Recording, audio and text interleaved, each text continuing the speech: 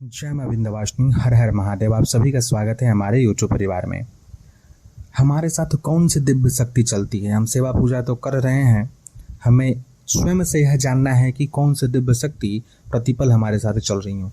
देखिए, जब एक साधक नया होता है तो अप्रत्यक्ष रूप से जब वो कुछ समय तक साधना करता है तो अप्रत्यक्ष रूप से उसके ऊपर शक्ति की कृपा हो जाती है। लेकिन जब आप बार बार अनुष्ठान करते हैं, आप हर पूर्णिमा को हवन कर रहे हैं, हर अष्टमी चतुर्दशी को हवन कर रहे हैं, या पूजन पाठ विशेष रूप से भगवती का कर रहे हैं, पूर्णिमा के दिन हनुमान जी की सेवा कर रहे हैं, उनका अभिषेक कर रहे हैं, राम नाम लिख रहे हैं, काफ़ी अधिक सीताराम इत्यादि मंत्र का जप कर रहे हैं, भगवान सदाशिव की उपासक साधक हैं उनका जप पूजा कर रहे हैं, जिस भी स्वरूप का आप जब साल भर, सवा साल भर, 2 साल 3 साल तक आप लगातार सही तरीके से सेवा पूजा करने लगते हैं, तीर्थ क्षेत्र की यात्रा करते हैं, मंदिर की परिक्रमा इत्यादि करते हैं, मंदिर में जाके सेवा पूजा करते हैं, तब जो है, और साथ में जीव सेवा करते हैं, गौ का, ब्राह्मण का, इन सभी का सम्मान करते हैं, वेद वेदांग इत्यादि का सम्मान करते हैं, अपने तंत्र ग्रंथों का सम्मान करते हैं, विद्वान पुरुषों का, सही आचरण करने वाले स्त्री पुरुषों में सही भाव रखते हैं, स्त्रियों में दिव्य भाव मात्र भाव रखते हैं, उन सभी का सम्मान करते हैं, तब जो है शक्तियाँ जो हैं कृपा करती हैं, अंश रूप से आपके साथ प्रतिपल चलना शुरू करती हैं।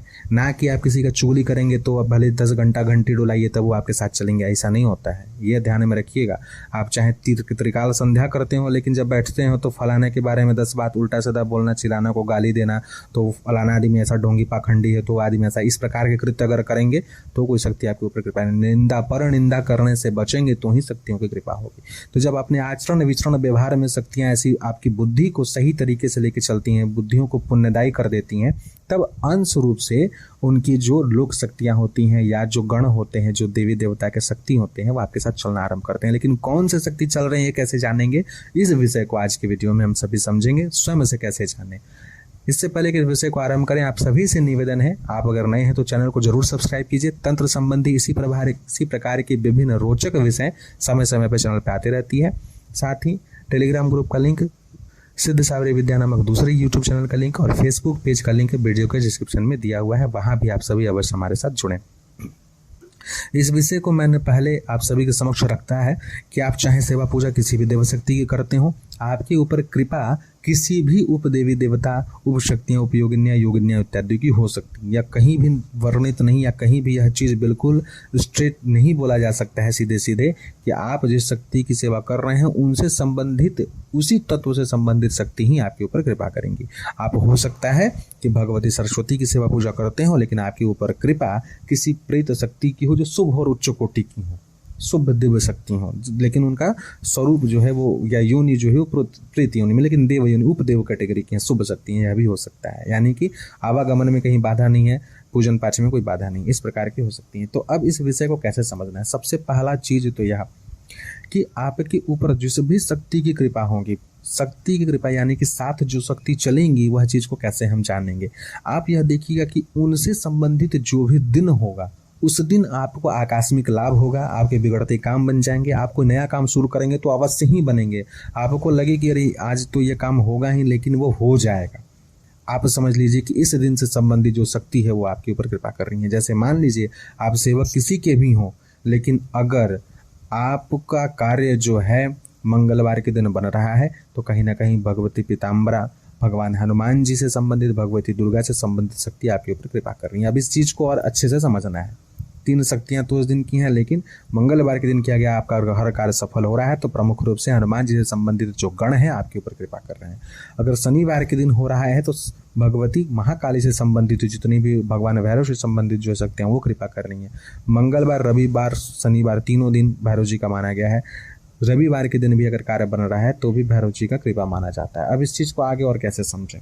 वार तो समझ गए। दूसरा चीज है कि जब कोई शक्ति आपके ऊपर विशेष रूप से कृपा करेगी, जब हम पुण्य का कार्य करते हैं उस समय में शक्ति कृपा कर देती है। जैसे कि मान लीजिए कि किसी जरूरतमंद व्यक्ति को बिना किसी विशेष दिन, विशेष नक्षत्र को देखे आप समर्पित भाव से किसी व्यक्ति के ऊपर आप दया, करुणा, यार उसका सहायता कर रहे हैं, चाहे वो कोई जीव हो, किसी कुत्ते को, किसी गाय की सेवा आप कर रहे थे, आपको नहीं पता उसी क्षण उस क्षेत्र से संबंधित कोई शक्ति जो वहाँ से गुजर रही होंगी, वो उनकी दृष्टि आप पर पड़ी हुई होगी और आपके ऊपर वो प्रसन्न हो जाएंगे कि अरे जीव सेवा कर रहा है, उस कष्ट में पड़े हुए बेचारे मूक बधिर पशु को, मूक पशु को जो बोल नहीं सकता है, उसको सेवा कर रहा है। या किसी ऐसे व्यक्ति की आप सेवा कर रहे हैं और आपके ऊपर कृपा कर दें, और कृपा इस प्रकार से करें कि 24 घंटे उनकी अंशरूप की शक्ति आपके साथ चलने लगे, यह हो सकता है। तो जब ऐसा होगा, जब इस प्रकार से आपके ऊपर कृपा हो जाएगी, तो जिस शक्ति की कृपा हुई रहेगी उनसे संबंधित जो उनके इष्ट आराध्य और देव होंगे, उनके श्री विग्रह से आपकी दृष्टि नहीं हटेगी, दृष्टि बंध जाएगी। अर्थात कहने का अर्थ ये हुआ कि अगर सदाशिव से संबंधित कोई शक्ति आपके ऊपर कर दी है, महादेव से संबंधित कोई शक्ति की कृपा आपके ऊपर है, तो जब भी आप महादेव के मंदिर में जाएंगे, शिवलिंग का अभिषेक इत्यादि करेंगे, तो अभिषेक करते समय या कोई अन्य भी कर रहा होगा तो वहां से आपकी दृष्टि नहीं हटेगी, आपका मन बार बार उस ओर खींचेगा, देखने का मन करेगा, दृष्टि हटाने की इच्छा नहीं होगी, बार बार लगेगा कि अभिषेक करते ही रहें। अगर इसी प्रकार से महाकाली की कृपा हो गई है, तो आप जब महाकाली के श्रृंगार को देखेंगे, उनके मंदिर में जाएंगे, तो इच्छा करेगा बार बार कि उनकी आरती करें, उनको देखते रहें, नजर न हटाएं, यानी उनकी योगिनी की कृपा आपके ऊपर में हो गई है, दृष्टि वहां पे बंधेगा। अब इस आप दिन समझ गए, आप देवता के विग्रह से समझ गए कि किस शक्ति से संबंधित जो है आपका आकर्षण, ये दूसरा लक्षण हो गया। तीसरा, उनसे संबंधित रंग आपको बहुत आकर्षित करेंगी। जिस शक्ति की कृपा आपके ऊपर में होगी उस तत्व को बढ़ाने का कार्य करेंगी। कुंडली अलग हटा दीजिए, देखिए जब शक्ति की कृपा होती है ना, तो कुंडली धरी की धरी रह जाती है, प्रारब्ध तो अपने अनुसार काटते हैं।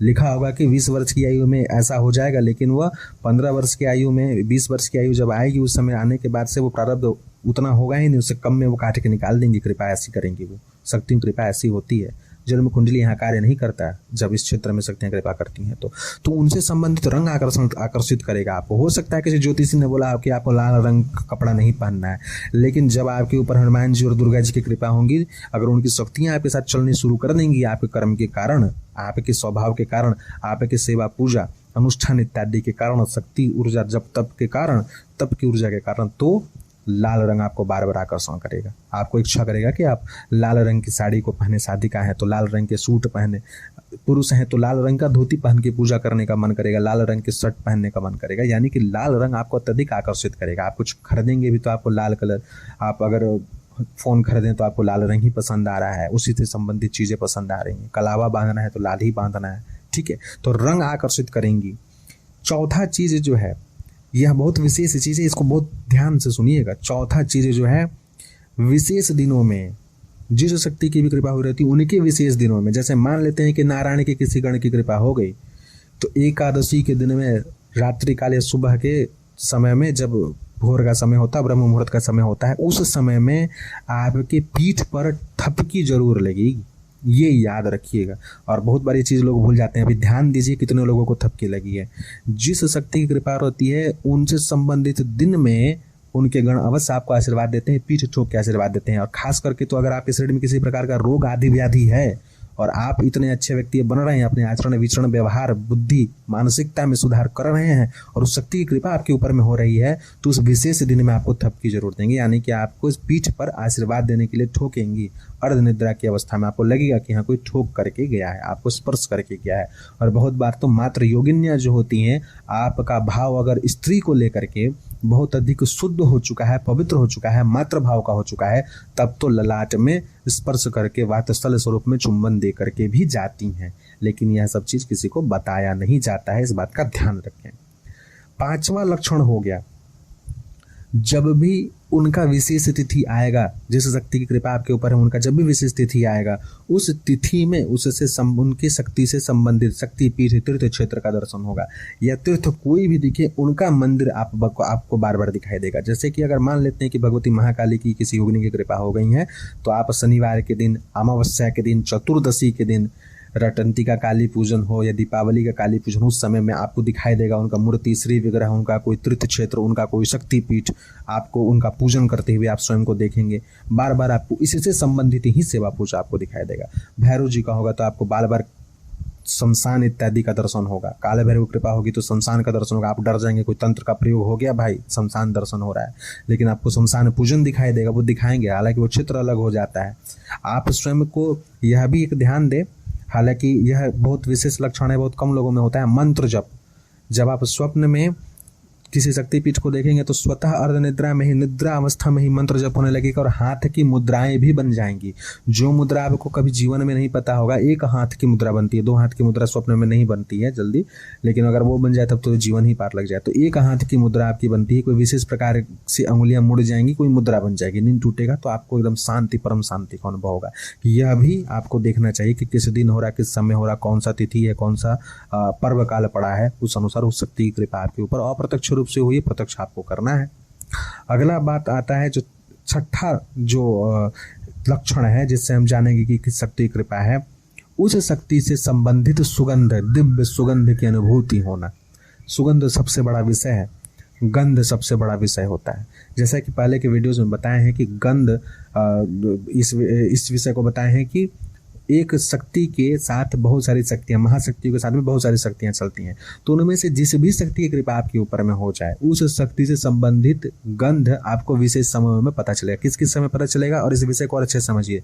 2 प्रकार की शक्तियों की, उप शक्तियों की कृपा होती है। पहला, सेवक सेविकाएं जब कृपा करती हैं, जैसे मान लेते हैं कि आप भगवती दुर्गा की सेवा पूजा, आप किसी शक्तिपीठ की सेवा कर रहे हैं, जैसे मान लेते हैं कि विंध्याचल की आप सेवा करते हैं, विंध्य क्षेत्र की आप सेवा करें, माँ विंध्यवासिनी की आप बहुत सेवा करते हैं, तो विंध्य क्षेत्र से संबंधित कोई योगिनी, उपयोगिनी या वहाँ की कोई भी सेवक शक्ति जो जगदम्बा के परम सेवक हों, वो जब आपके ऊपर कृपा कर देंगे तो भगवती का पहला मंगला आरती होता है। उदाहरण स्वरूप बता रहा हूँ, पहला मंगला आरती होता है 3:30 बजे, 3 से 3:30 बजे के समय में, भोर में आरती होता है।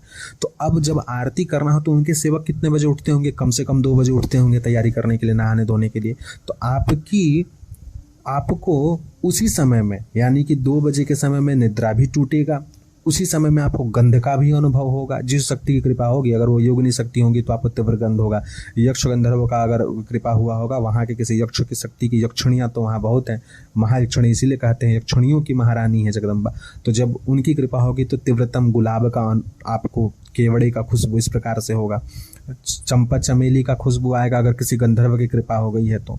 विद्याधर की कृपा हो है अगर आपके ऊपर में, तो चमेली की फूल की खुशबू आपको सुगंध के रूप में पता चलेगी। तो इस प्रकार से, और उसी समय में पता चलेगी। पहला तो ये हो गया। एक तो यह भी लक्षण है कि उसी समय में आपका नींद टूटेगा। 2 बजे के समय में, 2 से 3 के बीच का समय में नींद टूट जाएगा, क्योंकि आरती जो होना है 3 बजे से होना है। तो प्रथम आरती जो होता है वो सबसे महत्वपूर्ण होता है। कहा जाता है कि जब व्यक्ति सो के उठता है तो उसके अंदर ऊर्जा का भरपूर भंडार होता है, इसलिए प्रथम आरती का महत्व बहुत है। तो उस समय नींद। दूसरा, अगर कृपा यह चीज माना गया कि अगर किसी ऐसे सेवक जिनको कि ब्रह्म मुहूर्त में, सूर्योदय काल के समय में, वहां पर भी यह चीज बता है कि किस समय कौन उपस्थित होंगे, तो उस समय की अगर कोई ऊर्जा शक्ति है या उस समय की कोई शक्ति है जो आपके ऊपर कृपा कोई है, तो ब्रह्म मुहूर्त के समय में, यानी 4 बजे, 3 बजे, किसी निश्चित समय में आपकी नींद टूटेगी। उस समय आपको उठाया जाएगा और उसी समय में आपको गंध का भी अनुभव होगा, उसी गंध का अनुभव उस समय होगा। अगर आपके ऊपर किसी तामसिक प्रबल शक्ति का कृपा हुआ है, जैसे भैरव जी के किसी गण ने आपके ऊपर कृपा कर दी, अब वो गण कोई भी हो सकते हैं, भूत प्रेत पिशाच बैताल राक्षस हो, ब्रह्म राक्षस हो, शुद्ध सात्विक रूप में हो, तमस रूप में हो, लेकिन कृपा हुई है, बस ये समझिए। अगर कृपा हो गई है तो रात के 12 से 1 के बीच में आपका निद्रा टूटेगा, रात से 12 के 1 के बीच में आपको मांस के गंध का अनुभव होगा। साथ ही यह सुगंध कब कब आता है? जब आप पूजा करने बैठेंगे तब आएगा, अर्ध चेतन अवस्था में, जब आप सोने जाएंगे, जब अभी नींद लगानी है तब आएगा। कोई विशेष आपको अनुभव होने वाला हो, कुछ विशेष आपको प्राप्ति होने वाली हो, कुछ आपको दुख होने वाला हो, सुख होने वाला हो, हर उस समय में वह गंध का अनुभव होगा। और जब जब वह गंध आप अनुभव करेंगे, वह सुगंध अथवा जिस भी प्रकार के गंध का अनुभव, आप एक ही प्रकार के गंध का अनुभव जब जब आप करेंगे, आप ये समझ लीजिए कि वो शक्ति उस क्षण आपके पास आई थी, तभी वो गंध वहां पे है। जो लोगों के साथ इस प्रकार की शक्तियां कृपा करने लगती हैं, अगर मान लेते हैं कि आप रोज सुबह 5 बजे के समय में सुबह की पूजा करते हैं नित्य, और आप 6 महीना के बाद कभी आपको कहीं जाना हुआ, कहीं किसी जगह में आप गए हैं, वहां पूजा नहीं कर सकते हैं, तो भी 5 बजे के समय में आपको वह गंध वहां महसूस होगा। यानी आप जान लीजिए कि वो शक्ति वहां उपस्थित होकर के गई हैं, अपने पुत्र को देख के गई हैं कि हाँ मेरा बच्चा कैसा है। शक्तियां इतनी समर्पित होती हैं। मनुष्य बिगड़ता है, मनुष्य अपने वचनों को तोड़ता है, शक्तियां अपनी कृपा जल्दी नहीं छोड़ती। इस प्रकार से प्रत्यक्ष रूप से आप देखना चाहते हैं, प्रत्यक्ष अलग बात होता है, उनकी जो सीमा है, जो कलयुग की मर्यादा है, उस अनुसार वो आज भी साथ देती हैं, शक्तियां कृपा करती हैं। 7वां लक्षण जो और भी प्रमुख लक्षण है शरीर से संबंधित, वह यह है कि जिस शक्ति की कृपा होगी, उस शक्ति से संबंधित अस्त्र आपको बहुत अधिक आकर्षित करेंगे। उस शक्ति से संबंधित अस्त्र आपको पहनने की इच्छा करेगी कि इससे संबंधित अस्त्र जो है उसको मैं धारण करता हूँ, उनके मंत्रों का जप करते। जब आपको जानकारी बढ़ेगी या इस प्रकार के आकर्षण आपको होना आरंभ हो जाए तो समझिए आप महादेव की सेवा पूजा करते हैं, भगवती दुर्गा की सेवा पूजा करते हैं, तो उस समय आपको त्रिशूल इत्यादि की तरफ आकर्षण बढ़ेगा, त्रिशूल स्थापित करने का मन करेगा, त्रिशूल पूजन करने का मन करेगा कि त्रिशूल की अस्त्र की सेवा करें। हनुमान जी की कर रहे हैं, भगवती बगलामुखी की कर रहे हैं तो गदा की ओर आकर्षण बढ़ेगा, मन करेगा कि गदा पहने, लॉकेट जैसा पहनते अच्छा लगता। ठीक है, इस चीज को समझिए, आकर्षण बढ़ता है। कृष्ण जी का सेवा पूजा कर रहे हैं तो सुदर्शन, नारायण की सेवा पूजा कर रहे हैं तो सुदर्शन की ओर, कि सुदर्शन चक्र अगर यंत्र के रूप में पहनते तो कितना अच्छा होता, गले में पहनने की इच्छा करेगी, उसकी सेवा पूजा करने की इच्छा करेगी। ठीक उसी प्रकार से अन्य अन्य प्रकार के देवी देवताओं की जो शक्तियां जब आप पे प्रसन्न होती हैं तो उसी प्रकार के लक्षण आपके भीतर उत्पन्न करती हैं। तो आशा करते हैं कि इन 7 लक्षणों के द्वारा आप यह जान पाएंगे कि किस प्रकार की शक्ति कृपा आपके ऊपर में हुई है या कौन सी शक्ति आपके साथ आपके आचरण स्वभाव के कारण सदैव साथ रहती हैं। और जो सामान्य व्यक्ति भी इस वीडियो को सुन रहे हैं उनके जीवन में भी यह परिवर्तन जरूर आ सकता है अगर आप अपने आचार विचार व्यवहार में परिवर्तित करके शुद्ध लक्षणों से युक्त हो करके भगवती की सेवा पूजा, अपने इष्ट की सेवा पूजा करते हैं। जय मां विंध्यवासिनी, हर हर महादेव।